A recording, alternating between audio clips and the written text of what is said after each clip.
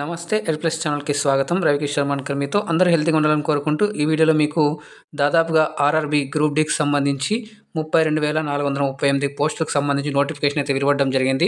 దీనికి సంబంధించి పూర్తి వివరాలు అందిస్తాను. ఏజ్, ఎలిజిబిలిటీ, అలాగే క్వాలిఫికేషన్, ఎగ్జామ్ ప్యాటర్న్, సిలబస్, అలాగే ఆన్లైన్లో ఎలా అప్లై చేయాలనేటువంటి కూడా మనం మొబైల్లోనే ఈజీగా అయితే మీకు ప్రాసెస్ అయితే చూపిస్తాను. ఎక్కడ కూడా క్లిక్ చేయకుండా చివరి దాకా చూడండి, అప్పుడే మీకు క్లియర్గా అర్థమవుతుంది. దాంతోపాటుగా ఇంకా మీకు ఏమైనా డౌట్స్ ఉన్నట్టు కింద నాకు కామెంట్ చేయండి, దాన్ని తప్పకుండా నేను మీకు రిప్లై ఇస్తాను. అలాగే ఈ వెబ్సైట్ లింక్ నేను కింద డిస్క్రిప్షన్ బాక్స్లో ఇస్తాను. అక్కడ నుంచి మీరు క్లిక్ చేస్తే డైరెక్ట్గా వెబ్సైట్లో వెళ్ళిపోతారు. అక్కడ నుంచి మీరు అప్లై చేసుకోవచ్చు. అలాగే ఇంకా ఎవరైనా టీచింగ్ సంబంధించి పోస్టులు ఎవరైనా అప్లై చేసుకోవాలనుకున్నట్టయితే కనుక అది మళ్ళీ మీరు దాని కింద వీడియో లింక్ అయితే ఇచ్చాను. అలాగే దానికి సంబంధించి సిలబస్ సంబంధించి వీడియో లింక్ కూడా కింద డిస్క్రిప్షన్ బాక్స్లో ఇచ్చాను. అక్కడ నుంచి మీరు వాటికి కూడా చూసేసి అలాగే అప్లై చేసుకోవచ్చు. దాంతోపాటుగా ఇంకెవరైనా మీలో మరి DSSSకి సంబంధించి ఎవరైనా అప్లై చేసుకోవాలనుకున్నట్లయితే కానీ టీచింగ్ పోస్టులకు సంబంధించి వాళ్ళు కూడా అక్కడ వెళ్ళి అప్లై చేసుకోవచ్చు.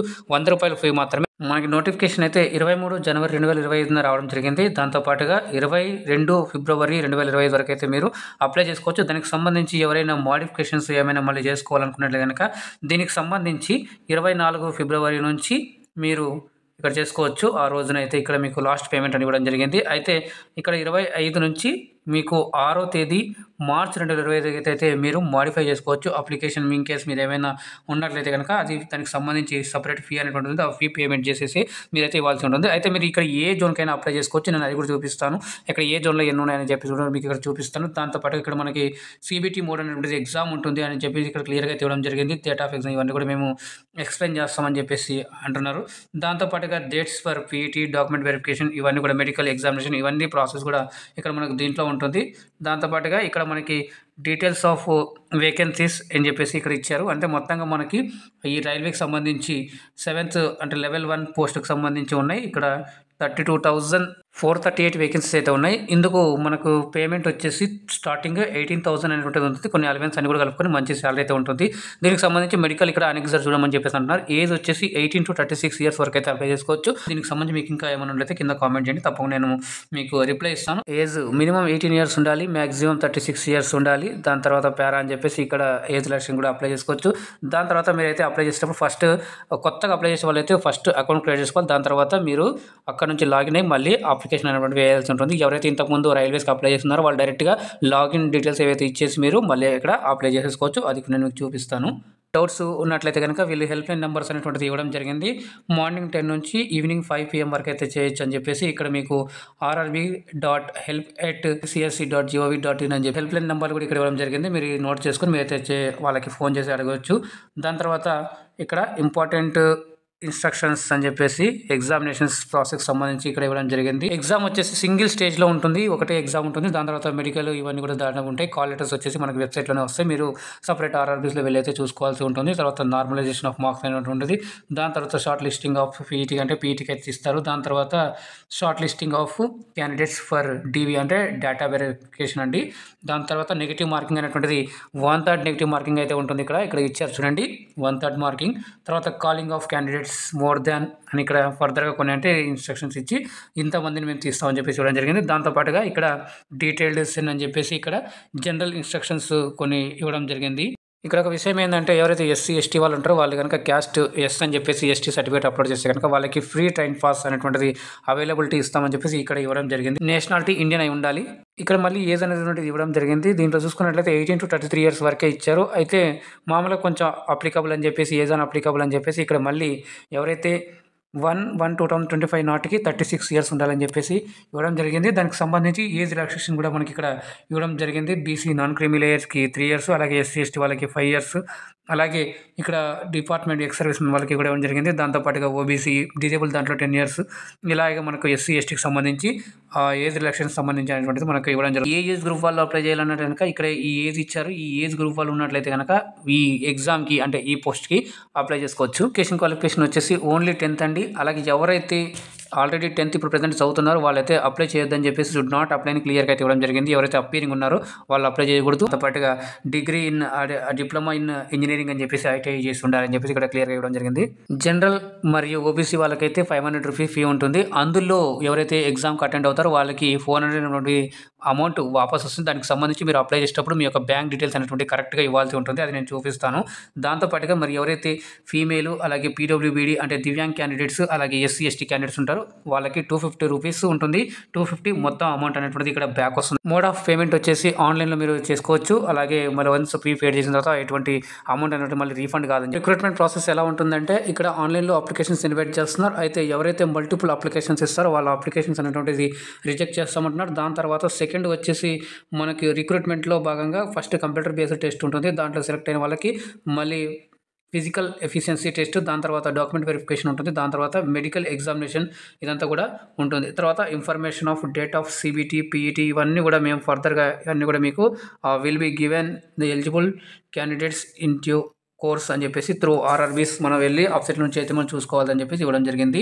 తర్వాత కంప్యూటర్ బేసిక్ టెస్ట్కి సంబంధించి ఇక్కడ ఎలిజిబుల్ క్యాండిడేట్స్ అంటే కంప్యూటర్ బేస్డ్ టెస్ట్ ఉంటుంది. దీనికి సంబంధించి ఆర్ఆర్సీకి దానికి సంబంధించి మరి ఏవే క్వశ్చన్స్ ఎన్ని ఉంటాయని చెప్పేసి ఇక్కడ ఎగ్జామినేషన్ డ్యూరేషన్ వచ్చేసి 90 మినిట్స్ ఉంటుంది. దాంట్లో వచ్చేసి క్వశ్చన్స్ అండ్ ఒక మార్కు ఒక క్వశ్చన్కి టోటల్గా మీకు 100 మార్క్స్ 100 క్వశ్చన్స్ ఉంటాయి.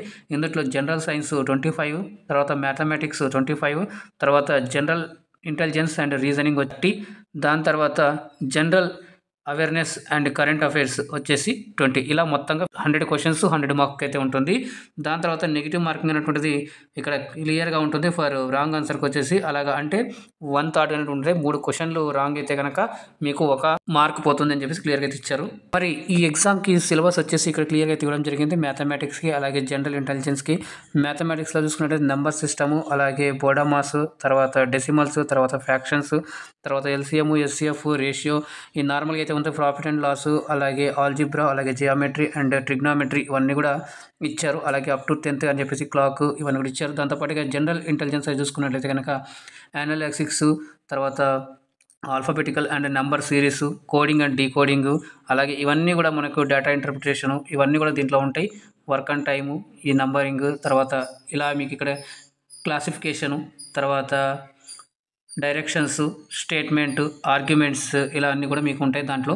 తర్వాత జనరల్ సైన్స్లో వచ్చేసి మీకు సిలబస్ ఏదైతే ఉంటుందో physics, chemistry and life sciences సంబంధించి up to 12th class CBSE text books అయితే మీరు చదవాల్సి ఉంటుంది. దీనికి general awareness on current affairs వచ్చేసి సైన్స్ అండ్ టెక్నాలజీకి సంబంధించి, అలాగే స్పోర్ట్స్ సంబంధించి ఉంటాయి, కల్చర్కి సంబంధించి ఉంటాయి.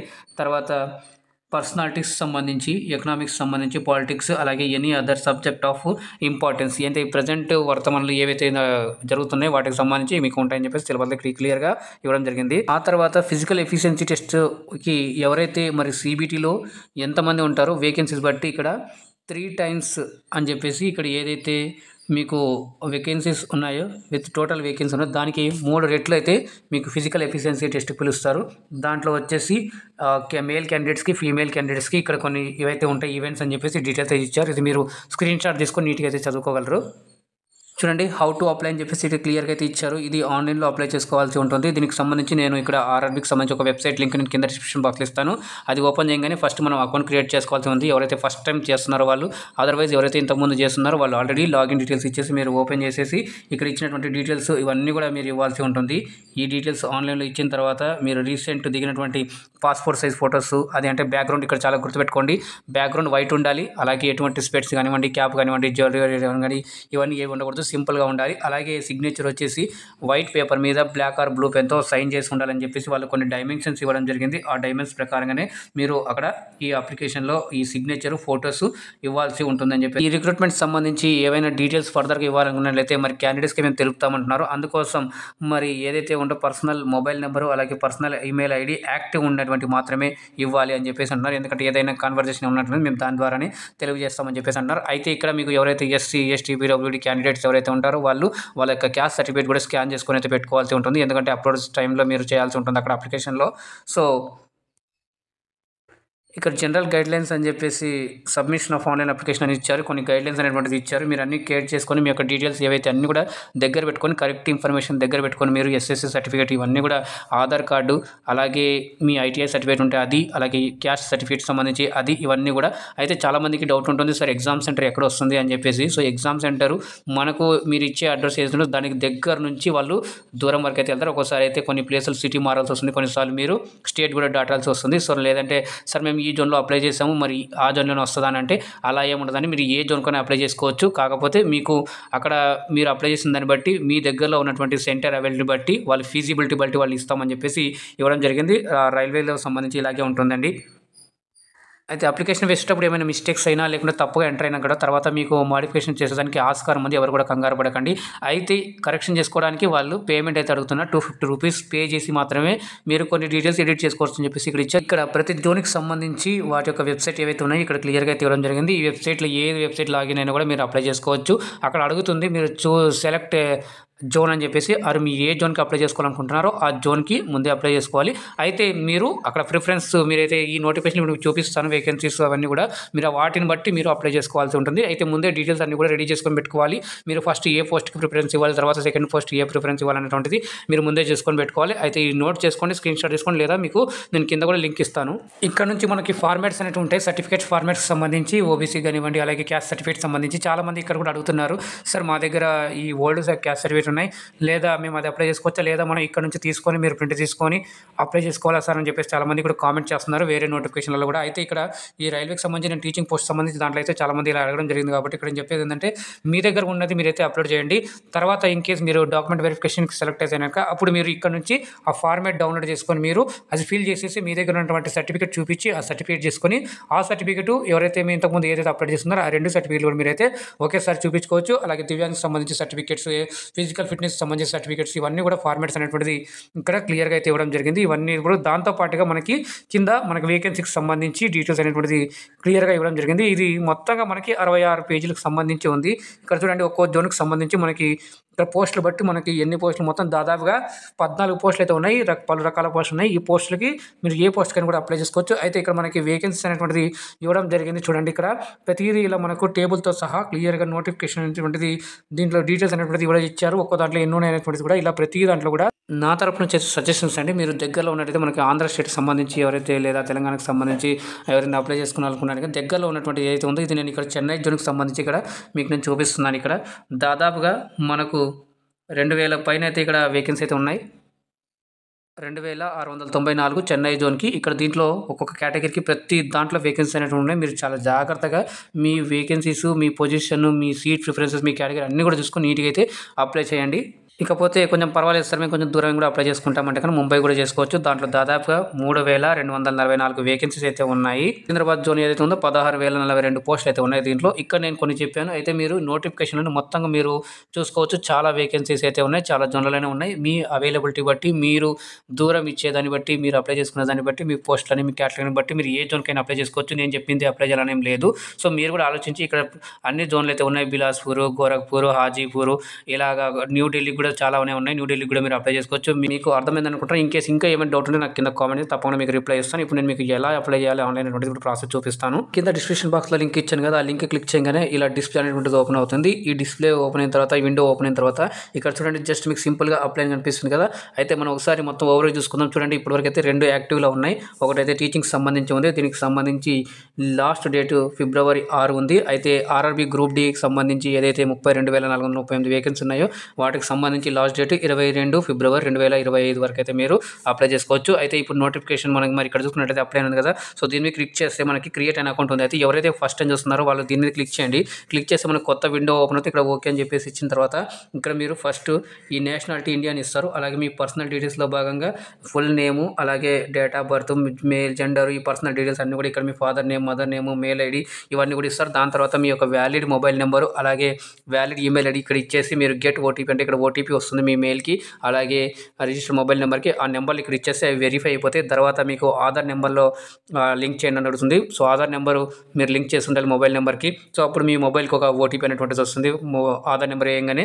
దాని తర్వాత ఆ ఓటీపీ వేసేసి వెరిఫై అయిన తర్వాత ఇక్కడ మీకు ఫర్దర్గా డీటెయిల్స్ అనేది ముందుకు వస్తాయి. వెలిడేట్ చేసి కింద ఇక్కడ మీకు జస్ట్ చూడండి IRB అని చెప్పేసి డిక్లరేషన్ దాన్ని మీరు టిక్ చేసేసిన తర్వాత కింద క్రియేట్ యువర్ పాస్వర్డ్ అని ఉంటుంది. సో 8 డిజిట్స్ ఉన్నటువంటి ఒక పాస్వర్డ్ అయితే క్రియేట్ చేసుకుని తర్వాత ఐఎమ్ నాట్ రోబోట్ అని చెప్పేసి మీరు ఇక్కడ ఇచ్చేసి ఇక్కడ proceed and create an account అని చెప్పేసి క్లిక్ చేస్తే మీ యొక్క అకౌంట్ అనేటువంటిది బేసిక్ అకౌంట్ అనేటువంటిది క్రియేట్ అవుతుంది. ఆ డీటెయిల్స్ అన్ని కూడా మీరు దగ్గర పెట్టుకోవాల్సి ఉంటుంది. తర్వాత మీరు లాగిన్ డీటెయిల్స్ వేసి ఇచ్చేసిన తర్వాత మీరు మళ్ళీ అప్లికేషన్ అనేటువంటిది వేయాల్సి ఉంటుంది. చూడండి ఇప్పుడు మనం అకౌంట్ ఎలా క్రియేట్ చేయాలో చూసాము. తర్వాత ఇప్పుడు ఆల్రెడీ హ్యావ్ అన్ అకౌంట్ అనేది దాన్ని క్లిక్ చేసిన తర్వాత మనకి ఇలా ఓపెన్ అవుతుంది. ఓపెన్ అయిన తర్వాత మీ యొక్క మొబైల్ నెంబర్ లేదా ఈమెయిల్ ఐడి ఇక్కడ డీటెయిల్స్ ఇచ్చేసి తర్వాత పాస్వర్డ్ ఎంటర్ చేసేసి ఐఎమ్ నాట్ రోబోట్ అని చెప్పేసి ఇక్కడ లాగిన్ అని క్లిక్ చేయండి. క్లిక్ చేయగానే మీకు ఒక ఇంటర్ఫేస్ అనేటువంటిది ఓపెన్ అవుతుంది. అది నేను ఇప్పుడు ఇప్పుడు ప్రాసెస్ చూపిస్తాను. డీటెయిల్స్ లాగిన్ అవ్వగానే మనకి ఇలా డిస్ప్లే అనేటువంటి వస్తాయి. ఏ ఏ అప్లికేషన్స్ యాక్టివ్లో ఉన్నాయని చెప్పేసి దీంట్లో మనం ఫస్ట్ సెలెక్ట్ చేసుకోవాలి. ఆర్ఆర్బీ గ్రూప్ డీకి సంబంధించి లెవెల్ 1 అని చెప్పేసి దాని మీద క్లిక్ చేస్తే మీ సెలెక్ట్ జోన్ అని ఉంటుంది. మీరు ఏ జోన్కైనా అప్లై చేసుకోవచ్చు. ఆల్ ఓవర్ ఇండియాలో ఎక్కడ ఇక్కడ అని ఏం లేదు. నేను కొన్ని చూపించాను కదా, దాంట్లో కూడా అప్లై చేసుకోవచ్చు. అది మీ ప్రిఫరెన్సెస్, మీ పోస్ట్లో మీ వర్క్ చేసి మీ కండిషన్స్ ఇవన్నీ కూడా చూసుకొని మీరు అప్లై చేసుకుని తర్వాత ఇక్కడ జెస్ని పెట్టేసి మీరు జస్ట్ అప్లై అంటే నెక్స్ట్ అనగానే అప్లికేషన్ మళ్ళీ ఓపెన్ అవుతుంది. అది ఎలా ఉంటుందని ఇప్పుడు నేను చూపిస్తాను. నెక్స్ట్ అనగానే మనకు అప్లికేషన్ ఇలా అనేటువంటిది ఓపెన్ అవుతుంది. ఇలా అవ్వగానే చూడండి ఇక్కడ ఆన్లైన్ అప్లికేషన్ ఉంది కదా, సో ఆన్లైన్ అప్లికేషన్ అని క్లిక్ చేయగానే మన యొక్క అప్లికేషన్ అనేటువంటిది ఇప్పుడు స్టార్ట్ అవుతుంది. ఆన్లైన్ అప్లికేషన్ క్లిక్ చేయగానే మనకు 5 స్టేజెస్ అనేటువంటిది ఉంటుంది. ఫస్ట్ వచ్చేసి personal details, second other details, third వచ్చేసి ఎడ్యుకేషనల్ క్వాలిఫికేషన్, ఫోర్త్ వచ్చేసి అప్లోడ్ ఫోటో అండ్ సిగ్నేచర్, తర్వాత ప్రిఫరెన్సెస్ లిస్ట్ అని చెప్పేసి వస్తుంది. ఇప్పుడు నేను ఒక్కొక్కటిగా చూపిస్తాను. ఇప్పుడు మనం ఫస్ట్ ఇక్కడ చూసుకున్నట్లయితే పర్సనల్ డీటెయిల్స్లో మనకు కొన్ని ఆధార్ నెంబర్ ఇచ్చేసింది కాబట్టి కొన్ని డీటెయిల్స్ ఆటోమేటిక్గా మన పేరెంట్స్ డీటెయిల్స్ అయితే మనమైతే ఆల్రెడీ అకౌంట్ క్రియేట్ చేసుకున్నాం కదా, ఆ డీటెయిల్స్ అన్ని ఇక్కడ ఫెచ్ అయిపోతాయి. తర్వాత మీరు ఇక్కడ కొన్ని చెక్ చేసుకోవాల్సి ఉంటుంది. తర్వాత ఇక్కడ వచ్చేసి ఇక్కడ మ్యారీడ్, అలాగే ఇక్కడ రిలీజియన్, ఇవన్నీ కూడా ఇక్కడ మదర్ టంగ్ లాంగ్వేజ్ ఇది, అలాగే మీరు ఎగ్జామ్లో ఏ లాంగ్వేజ్ రాసుకోవాలనుకుంటున్నారు, దాని తర్వాత ఈ మార్క్స్ ఉంటాయి కదా, ఐడెంటిఫికేషన్ మార్క్స్ ఇక్కడ ఇచ్చేసుకోవచ్చు. దాని తర్వాత క్యాస్ట్కి సంబంధించి మీకు ఇక్కడ వస్తుంది, సెలెక్ట్ చేసుకొని మీరు తర్వాత ఇక్కడ డూ యూ హ్యావ్ అని చెప్పేసి ఇక్కడ అడుగుతుంది చూడండి. ఓబీసీ అంటే ఎస్ అని పెట్టినైతే ఓబీసీ నాన్ క్రీమీ లేయర్ మీ డీటెయిల్స్ ఇవ్వాల్సి ఉంటుంది. క్యాస్ట్ ఇక్కడ నేను చెప్పాను కదా స్కాన్ చేసుకోని చెప్పేసి అది. తర్వాత ఇక్కడ మీ యొక్క ప్రజెంట్ అడ్రస్, తర్వాత పర్మనెంట్ అడ్రస్ ఇక్కడ నుంచి మీరు ఇచ్చేసి మీ యొక్క పిన్ కోడ్ ఇవన్నీ కూడా ఇచ్చేసిన తర్వాత ఇక్కడ నుంచి మీకు నియరెస్ట్ సిటీ ఇవన్నీ కూడా ఇవ్వాల్సి ఉంటుంది. తర్వాత ఇవన్నీ కూడా కరెక్ట్ అని చెప్పేసి మీ ఇక్కడ జస్ట్ సేవ్ అని చేసేసిన తర్వాత నెక్స్ట్ అని చెప్పేసి మనకి ఇంకో ఓపెన్ అవుతుంది. అదర్ డీటెయిల్స్ అని చెప్పేసి అవి కూడా చూపిస్తాను.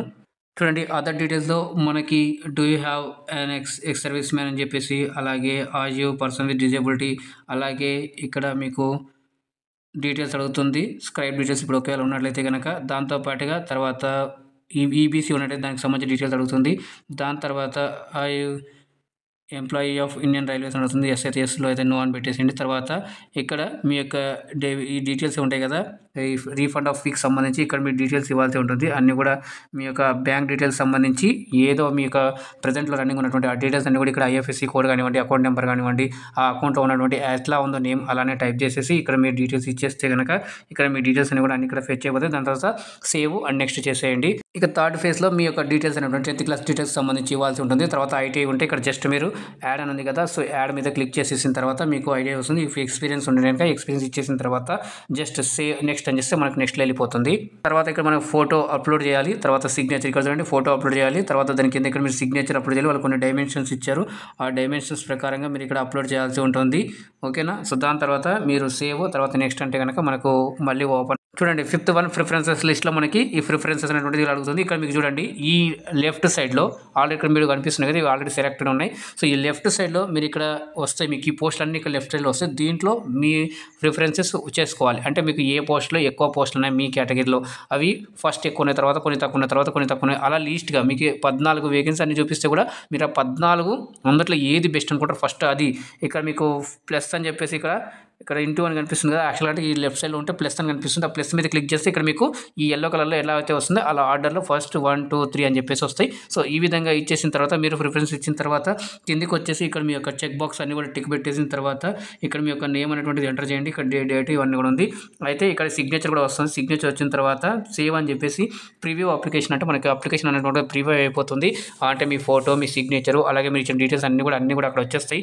వచ్చేసిన తర్వాత మీరు అక్కడ నుంచి అన్నీ కరెక్ట్ ఉంటే ఎస్ అని చెప్పేసి ఫర్దర్గా మీరు పేమెంట్కి వెళ్ళిపోవచ్చు, లేదా మీరు ఎడిట్ కూడా చేసుకొని మళ్ళీ డీటెయిల్స్ కరెక్ట్ ఇచ్చేసి మీరు చేసుకోవచ్చు. ఓకే, తర్వాత పేమెంట్ అయితే చేసేయండి. పేమెంట్ అయిన తర్వాత మీకు అప్లికేషన్ సక్సెస్ఫుల్ అని వస్తుంది. అప్లికేషన్ ప్రింట్ తీసేసుకొని మీరు ఫర్దర్గా అయితే పెట్టేసుకోవచ్చు, లేదా మీరు పీడిఎఫ్గా సేవ్ చేసుకొని మీ యొక్క మెయిల్లో ఎక్కడైనా కూడా చేసుకోవచ్చు. హోప్ మీకు అర్థమైంది అనుకుంటున్నాను. ఇంకా ఎక్కడైనా డౌట్ ఉంటే కింద కామెంట్ చేయండి, తప్పకుండా నేను దానికి రిప్లై ఇస్తాను. యూస్ఫుల్ ఇన్ఫర్మేషన్ అయింది అనుకుంటున్నాను. సో లైక్ చేయండి, షేర్ చేయండి. అలాగే ఫస్ట్ టైం చూస్తున్నట్లయితే ఛానల్ని సబ్స్క్రైబ్ చేసుకొని పక్కన గంట సింబల్లోకి ఆల్ క్లిక్ చేసుకోండి.